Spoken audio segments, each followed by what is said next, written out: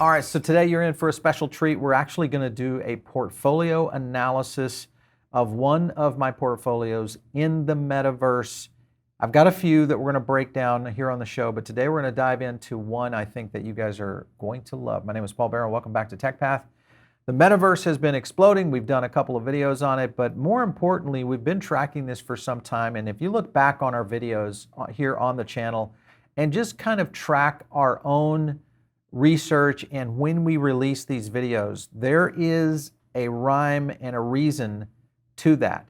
And I won't say that you should jump into it at that time, but when we drop a video, the reason is because we've done a lot of research in behind it, and we want to share that research with you guys, our audience. Now remember, we do these market movers. The key with the market movers are very simple. We'll present data.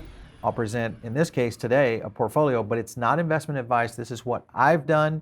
Whether you copy me or not, that's up to you, but I want you to do one thing, and that is always do your own research and get out there and find what you can on many of these projects. Like I said, we've already done a layer of research that hopefully gets you going in the right direction. So today I'm going to reveal to you a portfolio that I started building about 3 months ago. And if you look back on our channel, just go back to our videos. You can literally find my purchase dates based on, usually I buy about a day or two, either right after or right before a video drop, depending on what research we're getting ready to roll out. And that's mainly just giving you guys just a heads up of here's the research we're working on, here's some of the projects that we are jumping into. With that being said, we basically put a $25,000 investment into this. And so far into this portfolio, we've been able to do a full 3x. Now, how did we do it? And more importantly, what's in the portfolio? So today we're going to dive into what is in this portfolio. So quick on screen right here, we're just doing a quick chart here on CoinMarketCap. This is where we built the portfolio. Currently setting at a 70K. Again, like we said, we started here back in the early stages at around a 15K investment and started to really kind of grow this throughout the last 90 days. And we've seen, of course, right about here was when we started to see the explosion of the metaverse projects and also just the metaverse in general. And hence you've seen this kind of rise right here. And this is typically what you'll see in your projects that maybe you're invested in if you're rocking on the metaverse and you're really controlling and understanding what's happening within these projects in the sense of how much data you're collecting, how much research you're doing. In our assets, Axie Infinity was really one of the first ones that we dropped and really went after aggressively. And you can kind of see here with Axie, obviously we've had a 613% rise on our profit. So not a massive investment, but you can kind of see just the portfolio profit versus the overall holding. You can kind of see this massive gain here. I think we ended up putting around $4,000 in Axie of that 25K. Illuvium was our number 2. And Illuvium, of course, has had about a 70% rise. We got in that a little bit later, but we did get into this at the same time that we dropped our first Illuvium analysis video.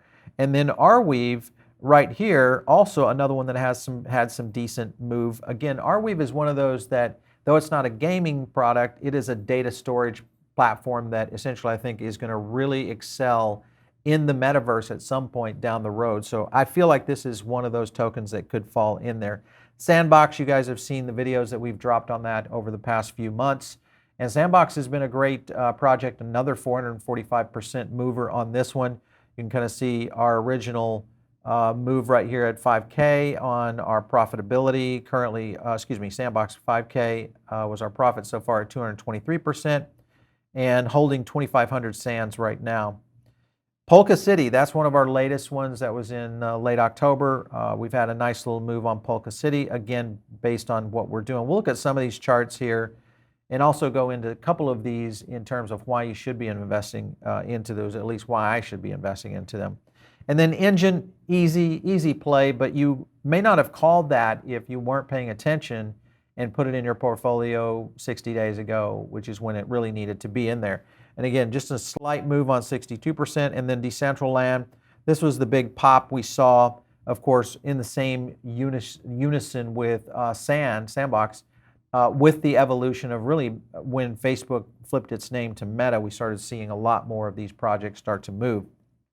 And then Audius, I do believe is going to be a big one that will be in the metaverse and continue its explosion. It's kind of been one of those that we've had a lot better position in this one, probably should have sold it and then maybe bought back in. But this kind of gives you guys a quick understanding of how we took 25K and turned it into a 3x portfolio in a matter of 90 days. Now, the key here is when we get to some of these, and I'm going to just go through some of the charts. Here's Polka City.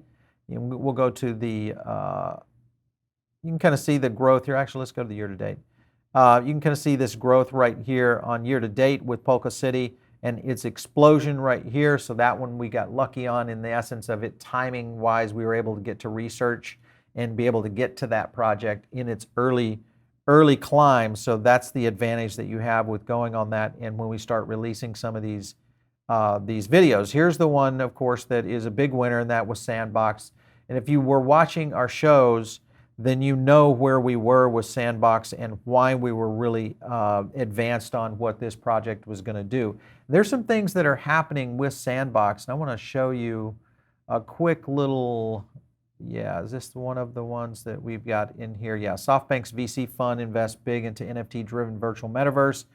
Sandbox, obviously, this was one of the core things, but SoftBank Group is a massive, let me zoom up on that so you can kind of see a little bit. SoftBank just raised 90 million, roughly, in a funding round led by SoftBank. SoftBank basically is a company that really gets into a lot of these emerging tech companies that are out there, typically in Silicon Valley, but they're moving quickly into a lot of these other blockchain style scenarios. So this one was LG Technology Ventures, Samsung Next, and also Liberty City Adventures. So this is the first time SoftBank's venture capital fund had invested in companies that issues its own cryptocurrency, hence what we're seeing with Sandbox. So this, in essence, tells me there's a lot of major capital that continues to pour into these metaverses. And if you just simply watch all the big investment houses, whether it's Arrington Capital or guys like, SoftBank or Lightspeed or, Andreessen Horowitz, you name them, they're out there in the VC space. Most likely, if you just go to their portfolio and start scouring through those to understand what projects are they feeling lucky about, because that usually points you in the right direction to go see if it's a project that you might want to invest in. So that's the first thing that I would say you need to keep an eye on, is how these investment houses are jumping behind them. Some other projects that we jumped into, of course, Engine, will go to its year to date and currently trading at 318. Again, picked it up down here in the low zone. I think that one was picked up in September and October. Had its major rise again, another explosion based on the metaverse. This is one of those exposures that I think that because of what we've seen of essentially Facebook kind of unveiling what is happening out there in terms of development, this is one of those that really benefited from it, being Engine. Decentraland, Mana, if you traded on this one, it's had a little bit of a rough run. I probably should have dumped this one and took it and ran with the money. But if you look at this one on the 1 year, you can kind of still see its move was big. It has had a fall off, but it's still way up from where it was originally at around 70 to 80 cents. So this was just a short run that Decentraland had. Whether or not it holds at this position, I'm watching this one very, very closely. Because like these ecosystems, and when you think ecosystems, being Decentraland, being Sandbox, and others that are developing within the metaverse, you have to pay attention to what's happening within that ecosystem. Is there enough infrastructure to kind of support it? And are there new projects that are starting to roll into those? So be on the lookout for a lot of that kind of news and our own analysis, because sometimes the projects are the ones really that you should be watching, because as they succeed, so do those platforms, meaning Decentraland. Also, again, the big players and the big investors. Follow the money, follow the money. I always say that. Audius was one we picked out very early in the year, and this one had two halves to it. And when we first looked at it, this was back here in, I'm going to say, probably around after its fall. I would say this was probably in the April, May, and June period when Audius was really in a little bit of a fall off. And this was one project that we saw coming. And if you look back at our video, you'll see the timestamp in which we did that video, and then look at the chart from that point forward, because that was where our sentiment analysis and our own amplification started to identify certain things within Audius that was showing some potential stability. And if you look back here at the chart, that's what happened.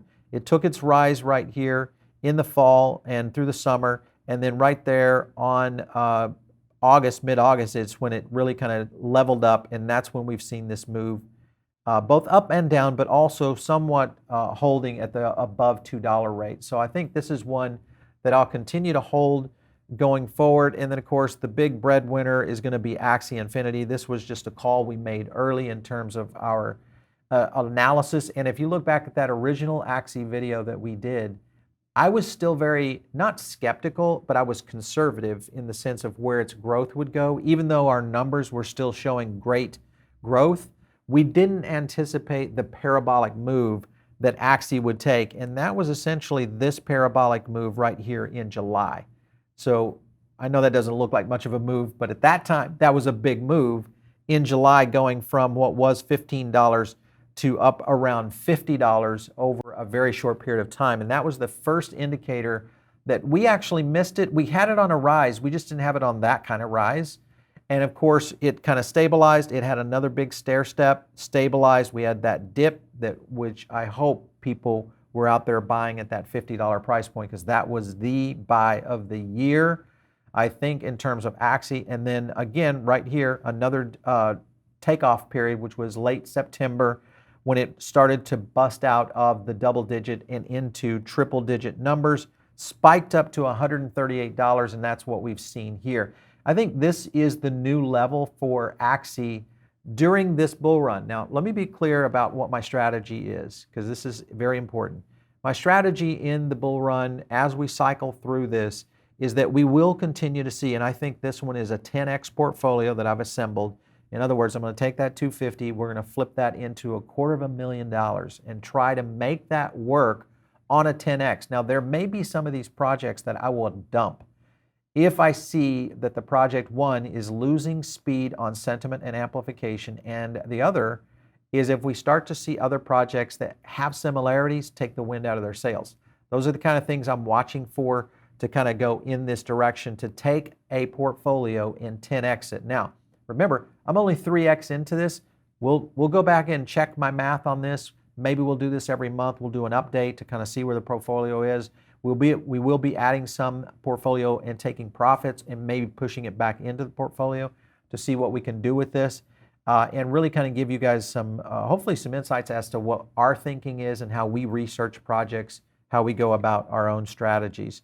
The other one that I want to talk about is Illuvium. And Illuvium is another one of those that was an early player in the summer. If you were able to get in on this at an early stage, at $100, and I know a lot of people at that time were thinking it was way overpriced. If you look at where Illuvium is now, well over the $1,000 mark, with its high setting at $1,300. Again, I think Illuvium is still yet to make its play. Again, we will see. Now, there's not as many gains on Illuvium that is coming over this bull run. We may see another 2x from here if we're lucky. But the likelihood, and the key here again, is if Illuvium drops something that is major in terms of advancements, you know, all bets are off, because this one could get very serious very quickly just because of the structure of what Illuvium is trying to do. So be on the lookout for that one. The other one is Arweave. Arweave was, I thought, one of the best buys of the year. $15 price point. You could get it at certain times at around $10. And a lot of people kind of gave up on Arweave, and then all of a sudden, right here in late August or mid-August, 8/15, that's when Arweave started making its move. And again, remember, Arweave is the data architecture. Think of it of the AWS for blockchain and what that might mean in the metaverse. Because in the metaverse, you're going to need storage, and storage is going to be a big factor. Companies and projects like Arweave are going to play into that role, or at least I believe they will. And then when and if that starts to occur, be paying attention to these projects and where they're coming, because these are the kind of innovations that are going to set them on fire. And if you look at where Arweave did it, it had a nice little high right here on September, 67, dumped down to 42, came back up here in October to 65, dumped down again. This was a great bot. If you were bot trading, this would have been a good one. And then now what we've seen is a new level of resistance and confidence in the 70s, and it looks like it might hang there for a bit and be in a position to where Arweave can start making its play into maybe doing a few more X's in this portfolio. So we're going to watch this really closely. Just to give you an example of what we were looking at with Sandbox, this goes back all the way to our original date, which was the 27th of October, and we pulled sentiment scores at 73.29 and an amplification score of 74.09. If you've been watching our channel long, you understand what that means. It's what we call a flip.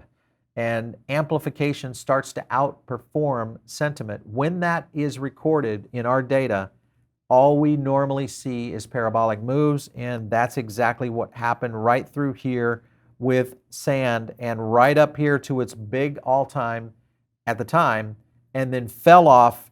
And here was the information that we pulled during this fall. Sentiment went to 76. Amplification again flipped at 77.13, and guess what happened? We saw another major move here by Sandbox, and then boom, we saw a little bit of a correction. And this is where we are looking a little bit weaker on this project.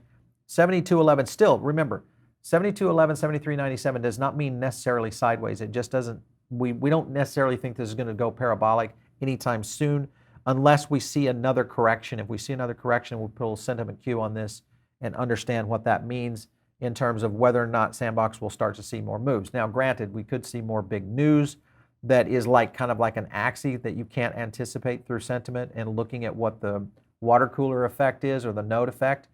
But this is one that I think we'll continue to watch very closely. And Sandbox, I feel like between the two, whether I go Mana and Sandbox, if I had to reposition that trade, I would probably exit Mana and double down on Sandbox because I feel like that is the one that is the more confident trade. Now, this is more of a, I know many of you may look at this as an aggressive portfolio, but this is actually one of our non-aggressive portfolios.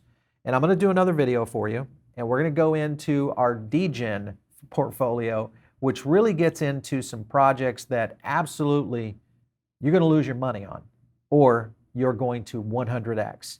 Those are the kind of gains that are at stake. It's a pure gambling portfolio for me that I want to try and see what we can do in terms of our analysis and whether or not our amplification and sentiment scores can track well with some of these smaller caps, because that's always something that I'm concerned about in how we look at data science in this space. If there's not enough data, pools of data out there, it's much tougher to trace. And that's going to be the test we're going to be doing as we start to look at our degen portfolio for the metaverse. You want to make sure and stay tuned right here for that video, because when we drop it, I think it's going to be cool. We are trying to add a couple more assets to that one that are actually popping right now. We may drop a couple of isolated videos to give that to you guys as well. One thing you got to do, Diamond Circle.